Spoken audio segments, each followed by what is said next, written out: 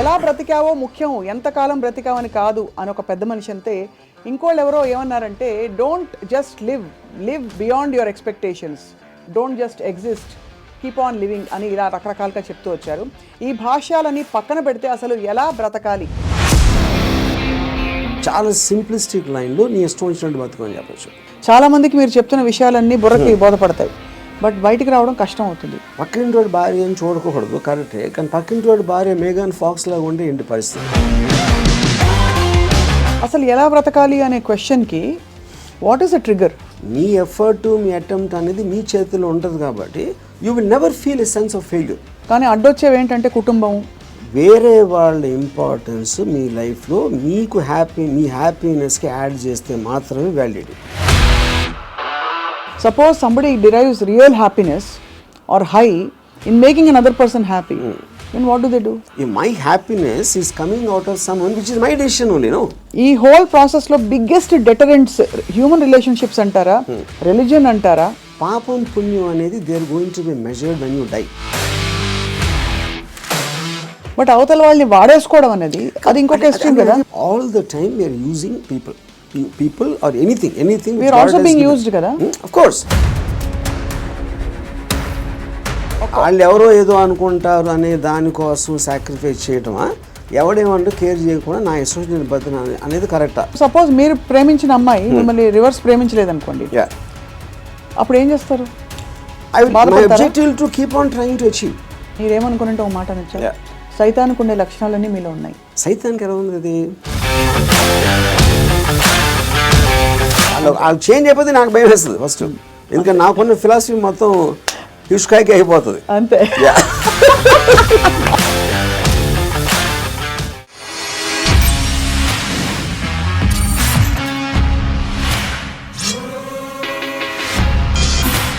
Hello and welcome to another episode of రామోయిజం.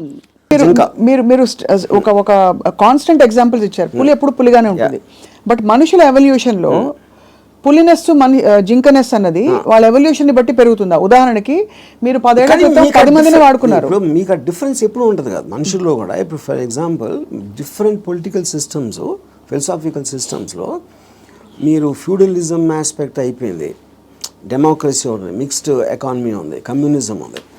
వీటన్నిటిలో సపోజిషన్స్ ఏముంటాయి?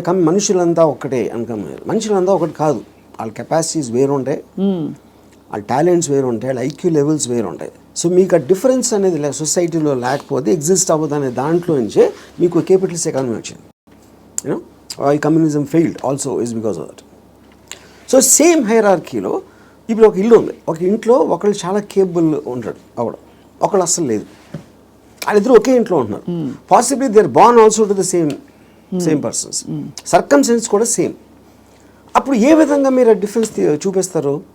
ఇప్పుడు ఆ డిఫరెన్స్ అప్పుడు ఇప్పుడు నాకు తెలిసిన ఒక ఫ్యామిలీ ఉంది, అతను చాలా successful husband, he's having an affair with somebody.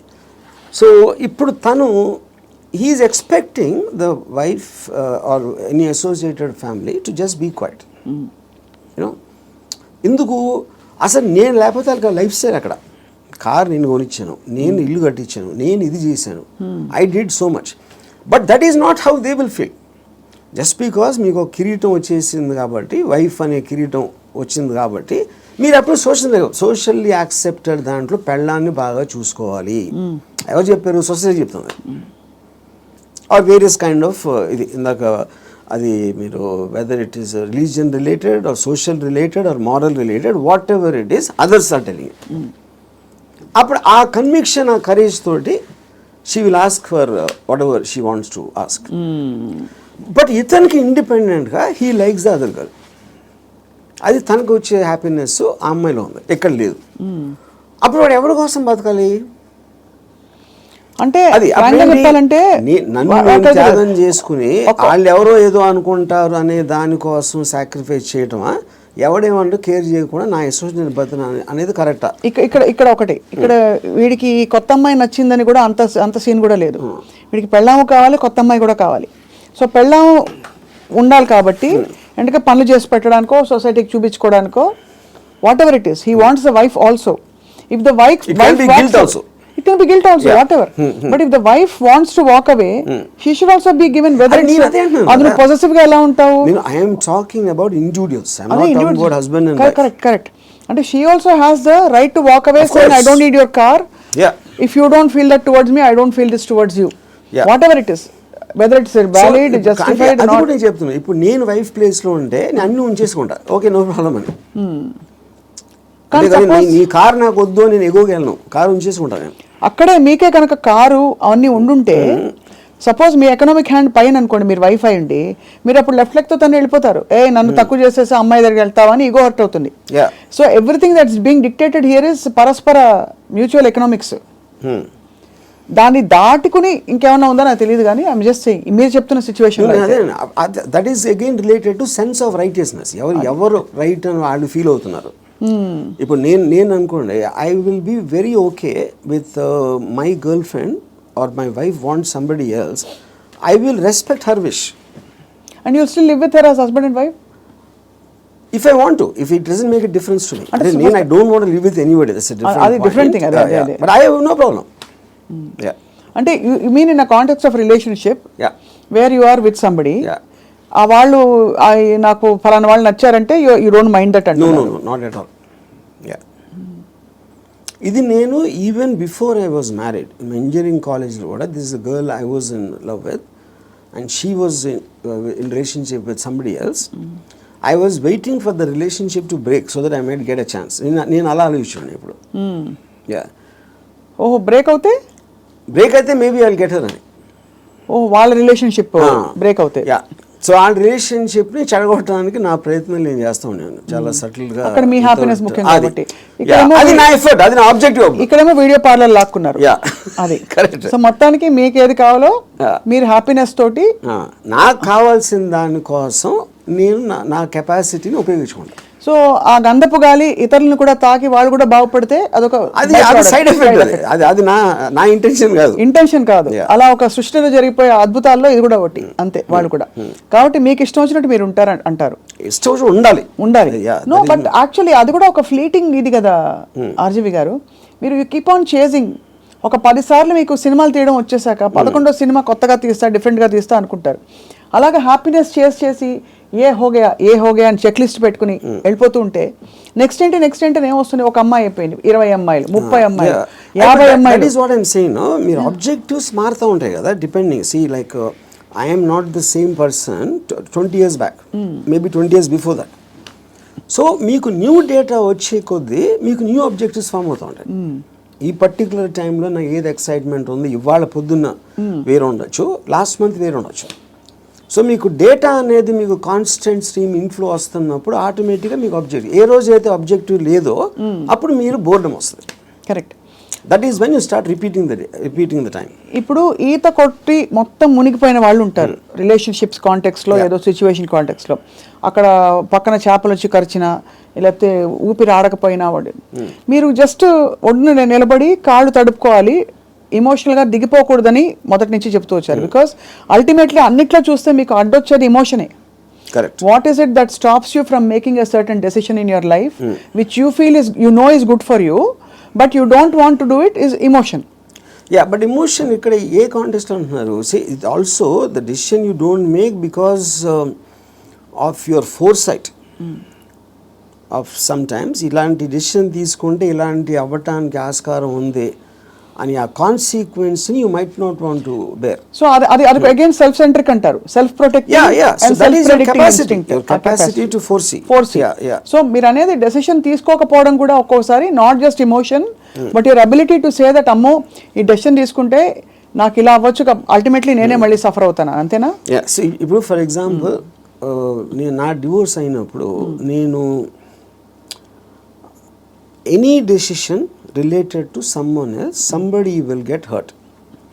ఇప్పుడు ఆ హర్ట్ని I will have to measure it against my hurt, my whatever my feelings at that time. అప్పుడు నేను ఒక 7-8 years నేను నా డాటర్ని కూడా చూడలేదు. Various reasons. ఎందుకంటే I was so busy in Bombay and I am not a person who is into children at all. So అప్పుడు ఎందుకు షీ వాజ్ మేబీ తను 8 ఎంతో ఉంటుంది. ఒక 15-16 వచ్చిన తర్వాత ఫస్ట్ టైం నేను మాట్లాడాను. నేను ఎలా మాట్లాడాను, అసలు నేను అలాంటి నాకు ఒక గుడ్ క్యారెక్టర్ చెప్పడానికి కానీ నేను అనుకున్న దానికన్నా వర్స్ట్ పర్సన్, నీకు విన్నదానికన్నా నీకు ఎవరైనా చెప్పిన దానికన్నా నేను నా గురించి తప్ప ఎవరి గురించి ఆలోచించాను. ఇది మా ఫస్ట్ లైన్ నేను చెప్పింది 8 ఏళ్ళేగా. అది ఎందుకు చెప్పాను, ఇట్స్ ఎ క్యాలిక్యులేటెడ్ థింగ్. ఇప్పుడు నేను తన దగ్గర నా రెప్యుటేషన్ మంచిగా ఉండాలి అని నా ఎమోషన్ అయినప్పుడు నేను అలా చెప్పాను కాదు కదా. I don't care what she thinks about me. Correct. So I want to be truthful. ఇది నేను అని చెప్పాను. అప్పుడేంటి, then they will get cultivated to that. So ఇప్పుడు ఎప్పుడు మనం మాట్లాడినప్పుడు మీరు ఎంత క్యాజువల్గా చెప్తారో అంత క్యాజువల్గా వాళ్ళు తీసుకుంటారు. మీరు వాళ్ళు ఏదో మహా ఇది జరిగిపోయింది అన్న బిల్డప్ ఇస్తే వాళ్ళు కూడా అలా తీసుకుంటారు. సో ఈ సైకలాజికల్ ఆస్పెక్ట్ అనేది నాకు అర్థమవుతుంది కాబట్టి I will know exactly how to talk to people. అది అన్నిసార్లు వర్కౌట్ అవుతుందని చెప్పట్లేదు. వర్కౌట్ అవ్వకపోయినా నాకు no problem, because I'm already willing to bear the worst situation based upon my decision. నేను తీసుకునే 10 డెసిషన్స్లో 8 ఫెయిల్ అవుతాయి ఎప్పుడు. But 2 will work. So far they worked. So the point is to keep on making decisions is how you have to live. ఎలా బతకాలంటే నిర్ణయాలు తీసుకుంటే పోవాలి అంతే. ఇప్పుడు మీ ఇర్రెస్పెక్టివ్ ఆఫ్ ద కాన్సిక్వెన్సెస్. మీ గురించి మీరు అన్నట్టుగా 5గురిని అడిగాం అనుకోండి, ఒకళ్ళు అంటారు అబ్బా ఏం జీనియస్ అంటారు, ఇంకోళ్ళు అంటారు మేధావి కానీ పాపం ఈ మధ్య ఏదో కొంచెం డిస్టర్బ్ అయినట్టున్నారు అని అంటారు, ఇంకోళ్ళు అంటారు అబ్బా అమితాబ్ బచ్చన్తో సినిమాలు తీసి ఇప్పుడు ఎందుకు చిన్న చిన్న వాళ్ళతో పిచ్చి సినిమాలు తీస్తారంటారు, ఇంకోళ్ళు రకరకాలు అంటారు. Nothing or none of these effective. Because I understand why I am taking that particular decision at any given time. వాళ్ళందరికన్నా వాళ్ళు బయట నుంచి వాళ్ళకున్న పర్స్పెక్టివ్ చూస్తున్నారు. నా పర్స్పెక్టివ్ అది కాదు. మీకు పుట్టుకతో వైరింగ్ డిఫరెంట్గానే ఉంటుందని చాలామంది ఫీల్ అవుతాం. నేను కూడా ఫీల్ అవుతాను చాలాసార్లు. బికాజ్ అందరికీ ఇది పాసిబుల్ కాదు. మీరు ఈ పాసిబిలిటీని ఆఫర్ చేస్తున్నారు, నీకోసం నువ్వు బ్రతుకొని వినడానికి చాలా బాగుంది. ఒకరోజు లవ్ యువర్ సెల్ఫ్ అని థియరీస్ బోల్డ్ వచ్చాయి. అది ఏంటంటే go pamper yourself, go to the salon, get pedicure, manicure, ఈ అల్పమైన లెవెల్ నుంచి రకరకాల కనోటేషన్స్ వచ్చాయి. But nobody has actually got the courage to do what your saying, to abandon, to quit what they have and go after. Courage కాదు అది, it's understanding. Courage is got nothing to do with that. అది మీకు అర్థమైనప్పుడు, if you understand what is the source of, ఇప్పుడు ఈ నమ్మకాలకి ప్రేమలకి ఈ బంధాలు అన్నీ, I believe that it is done for the society. ఇప్పుడు సొసైటీలో మీకు లార్జ్ గ్రూప్ ఆఫ్ పీపుల్ని కంట్రోల్ చేయాలంటే you cannot do it, because animals, human beings were animals at some point of time. So they all are very independent and individualistic. They don't live, no animal lives for the sake of another animal. For example, మీరు దాన్ని ఆర్టిఫిషియల్గా మీరు ఎందుకు తిప్పారు society కోసం.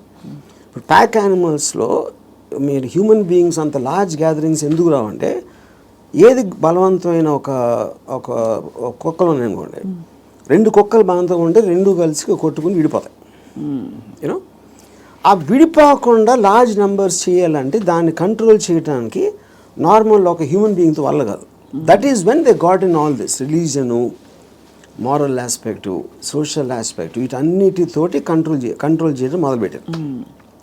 అది నాకు అర్థమైపోయింది కాబట్టి నాకున్న నాలెడ్జా, ఇంటెలిజెన్సా, whatever it is, understanding తోటి, సో నేను సొసైటీలో ఉండి animal బతుకుతున్నాను.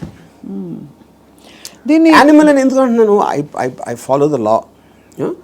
I don't care about religion, because religion అనేది it's a device to control, placed by the people.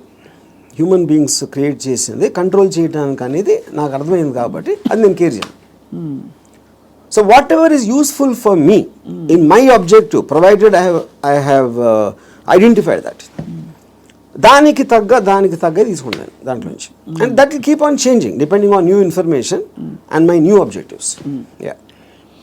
So మీరు ప్రొలాంగ్డ్గా ఎవరి పట్ల, ఏ వ్యక్తి పట్ల, ఏ స్త్రీ పట్ల you have not been emotional ever, ప్రొలాంగ్డ్గా?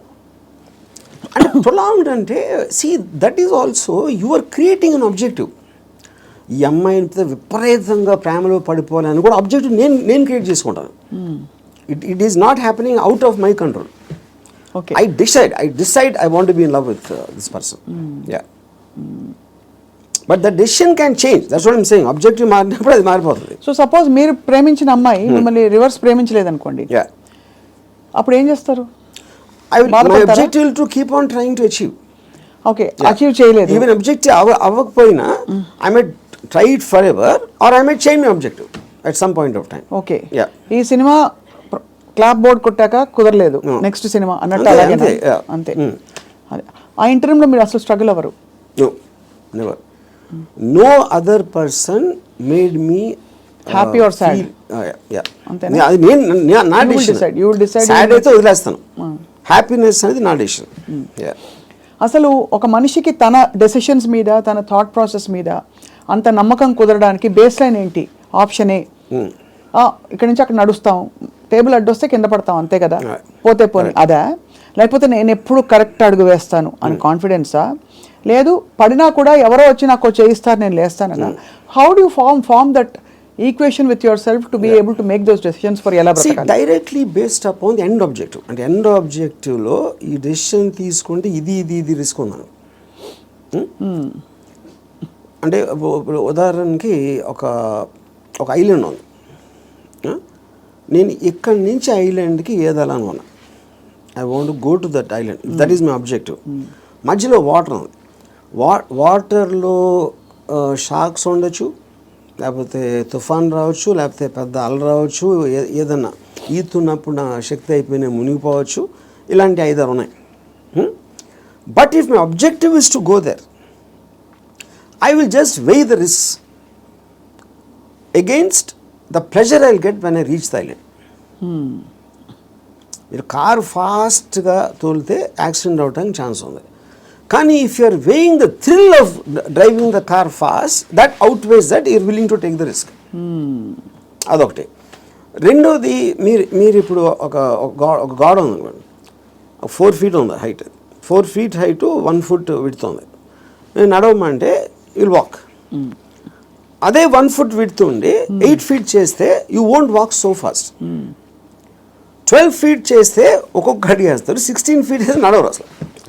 So the height of the risk is increasing, width is the same. Me first ability కూడా ఇక్కడే ఉంది. సో ఈ డెసిషన్కి మీరు ఎంత కాన్సిక్వెన్స్ అనేది, that is weighing against your desire to do that. So would you actually say in some sense, మీరు philosophy ఇంత మాట్లాడతారు కాబట్టి, ఈ whole process of finding your ఎలా బ్రతకాలి అదే సెల్ఫ్ యాక్చువలైజేషన్ అంటారా? Definitely, yeah, I would say that.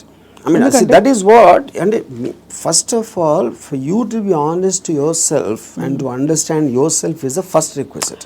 అదే కదా మీరు చెప్పుకోగలటం అనేది బిగ్గెస్ట్ థింగ్. So true. అది చెప్పుకోగలిగితే it's half the battle won. At least you know your pain points and your pressure points, అక్కడే తగలడ్డా కూడా, అంతేగా? అది ఈ ప్రాసెస్లో an interesting question comes up. Time మన చేతుల్లో ఉండదు. టైం ఒక్కటే లిమిటెడ్. డబ్బులు పోతే సంపాదించవచ్చు, మనుషులు పోతే కూడా వేరే మనుషులు వస్తారు లైఫ్లోకి, అవన్నీ ఓకే, కరెక్ట్. బట్ టైం అన్నది తిరిగి రానిది. టైం కాంటెక్స్ట్ ఎలా అప్లై అవుతుంది, ఎలా బ్రతకాలి క్వశ్చన్లో? సో ఇప్పుడు టైం ఇక్కడ టూ కాంటెక్స్ట్ అన్నాడు. ఒకటి టైంకి రిలేటెడ్ ఏజ్ కూడా ఉంది, రైట్?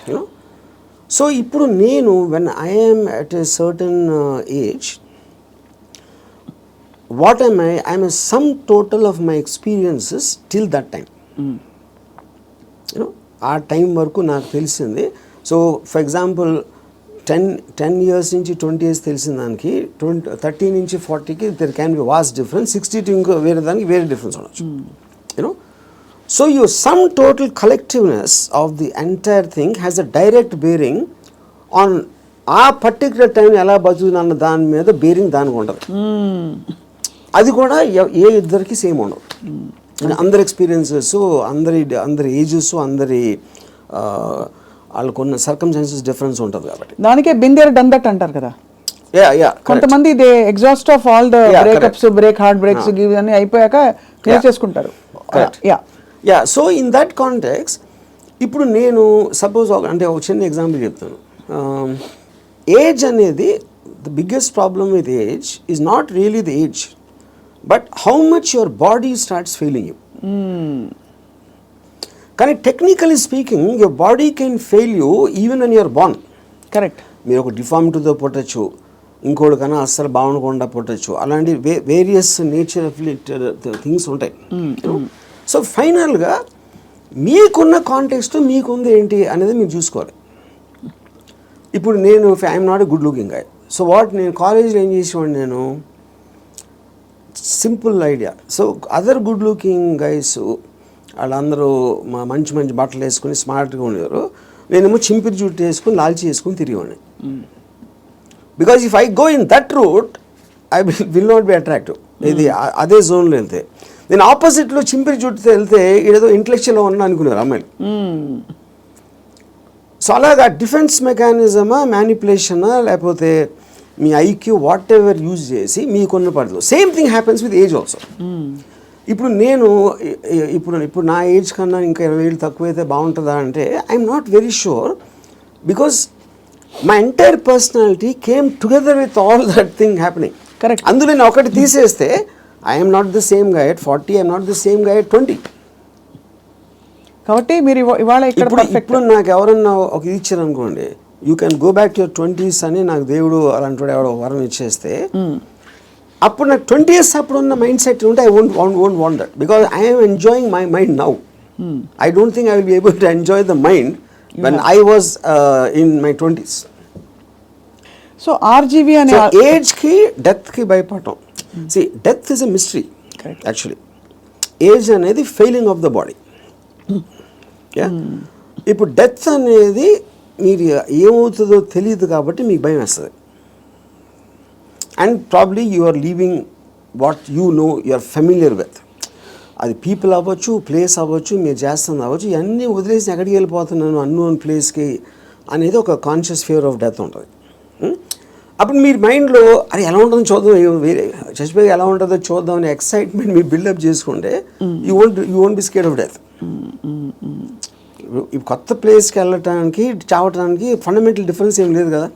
మీరు ఎక్కడికి వెళ్తాం అనుకుంటున్నారు చచ్చిపోయాక? అది తెలియదు కనుక ఎక్సైట్మెంట్. అదే అంటే ఓకే తెలియదు కాబట్టి. బట్ అంటే ఇప్పుడు నాకు నేను చేసిన పాటికి నేను స్వర్గం వెళ్ళేది ప్రసక్తే లేదు. అది అంటే not that I believe in that.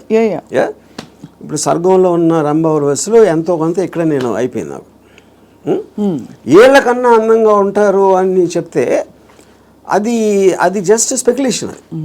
అది బ్యూటీ అనేది మీ ఐస్లో ఉంటుంది, కానీ ఎవరో డిసైడ్ చేసిన బ్యూటీ అని నాకు బ్యూటిఫుల్గా అనిపించకపోవచ్చు. So I'm not tempted with that. ఇంకోటి నరకంలో అనిపించి ఇచ్చేస్తారు, అది చేస్తారు. Okay, that is a fable, because first of all I don't believe in that. So అప్పుడు డెత్ తర్వాత రీఇన్కార్నేషన్, ఇప్పుడు ఇంతవరకు నేను పాస్ట్ బర్త్లో ఎలా ఉన్నా అని ఎవరు చెప్పలా. సో రీబర్త్ అనేది it's a concept. So but the point is,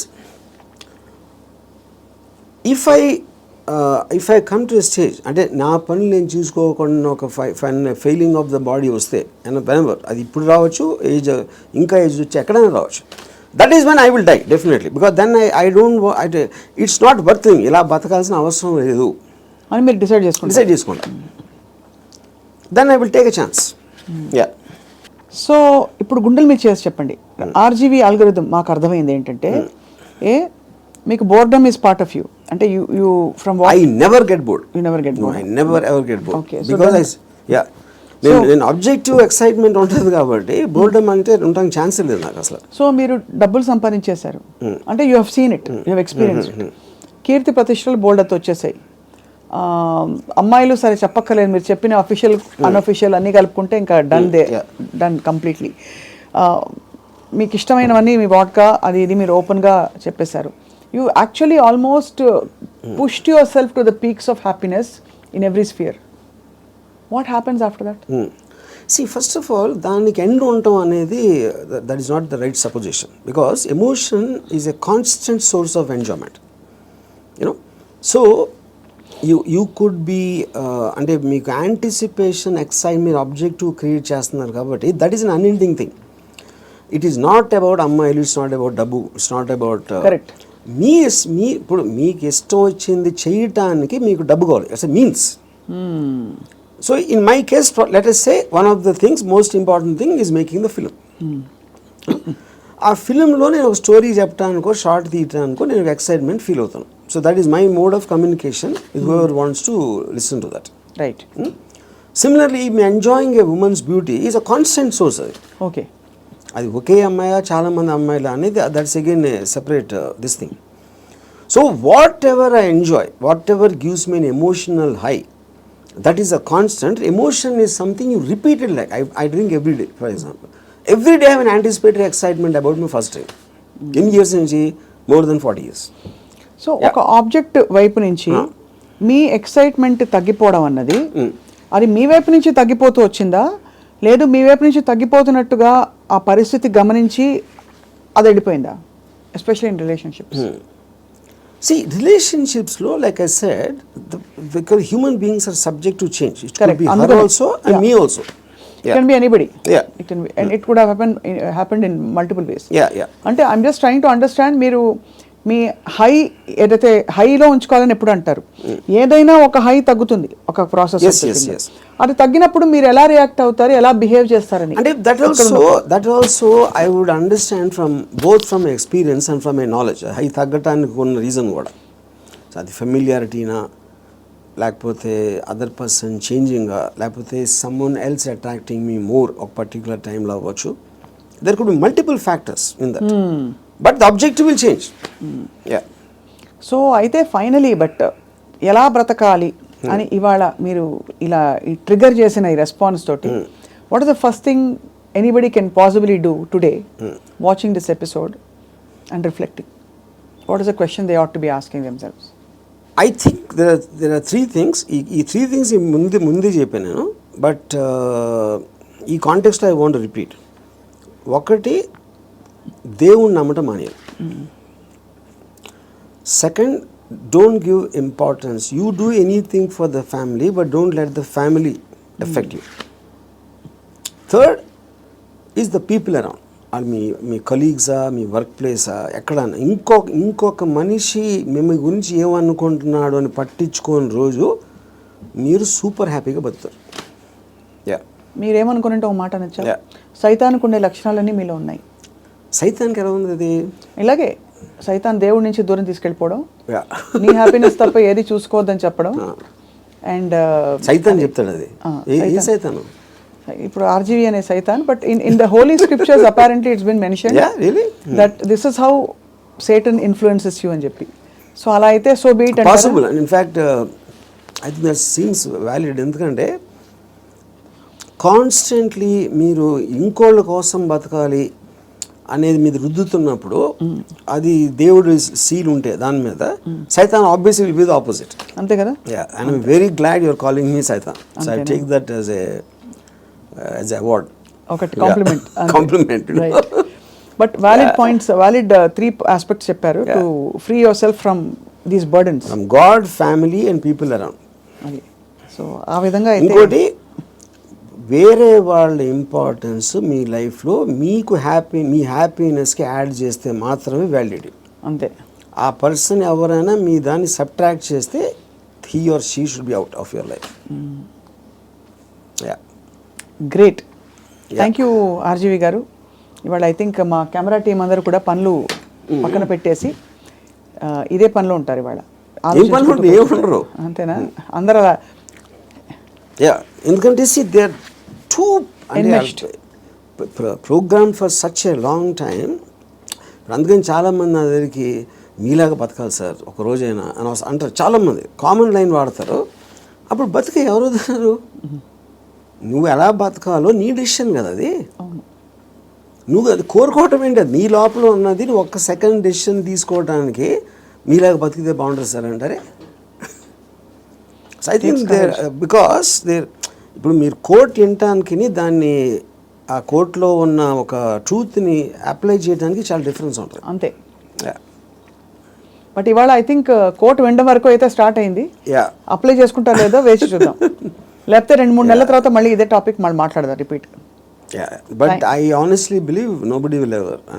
ఎందుకంటే నాకు ఎప్పుడు అర్థమైందంటే Ayn Rand objectivistic philosophy it came in 1964. అవును. అంటే మీకు దాదాపు 70-80 సంవత్సరాలు అయిపోయింది ఆ బుక్ వచ్చి. ఇప్పటికీ ఐన్ ర్యాండ్ ఫిలాసఫీ అర్థం చేసి నేను కలవాలి.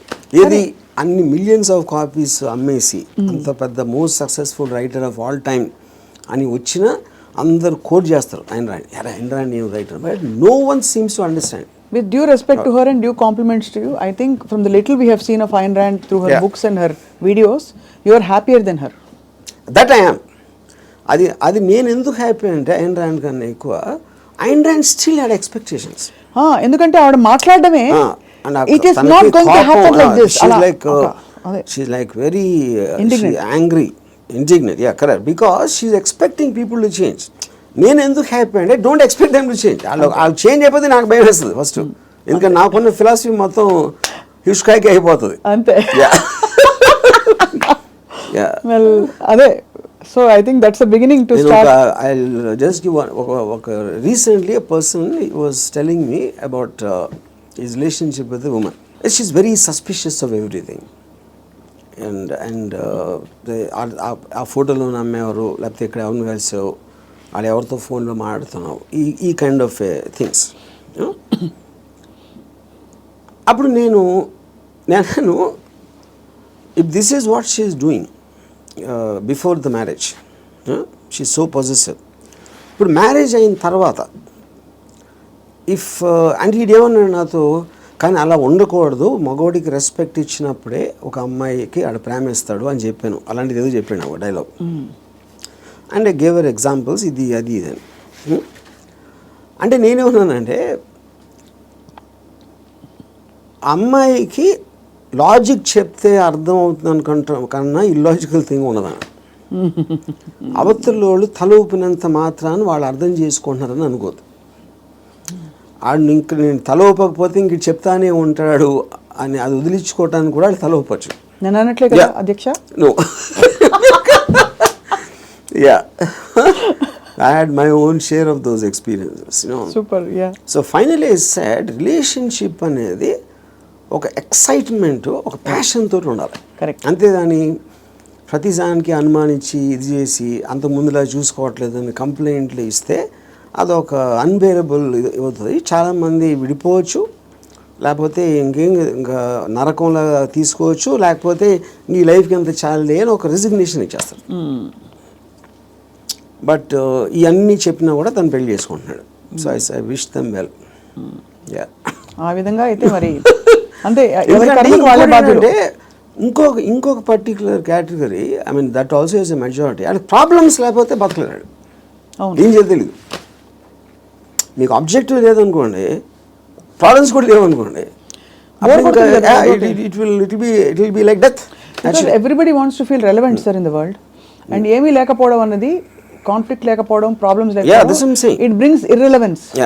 And you start fading out of your what is holding you to the earth. మీకు పొద్దున్న లేసి వాళ్ళే అన్నారు, వాళ్ళు ఏదో చేశారు అనే కాన్ఫ్లిక్ట్ అనేది లేకపోతే you don't know what to do. అది నాలాంటి వాడికి ఎందుకు ఉండదు, నాకు ఆబ్జెక్టివ్ ఉంది. కరెక్ట్. సడన్ గా ఇప్పుడు రేపటి రోజున 100% లిక్కర్ బ్యాన్ వస్తే మీరు ఏం చేస్తారు? I get used to it. అంతేనా? సింపుల్ గా చెప్పండి. నథింగ్ దేని ప్రెజెన్స్ అయినా దేని అబ్సెన్స్ అయినా ఉన్నప్పుడు నా ఆబ్జెక్టివ్ మారిపోతుంది అంతే. కానీ రాబోయే రోజుల్లో ఎక్కడో అక్కడ మీ అందరం కలిసి మీ వీక్ పాయింట్ పట్టుకుని మీరు కూడా ఎమోషనల్ అయ్యే పరిస్థితి చూస్తాం.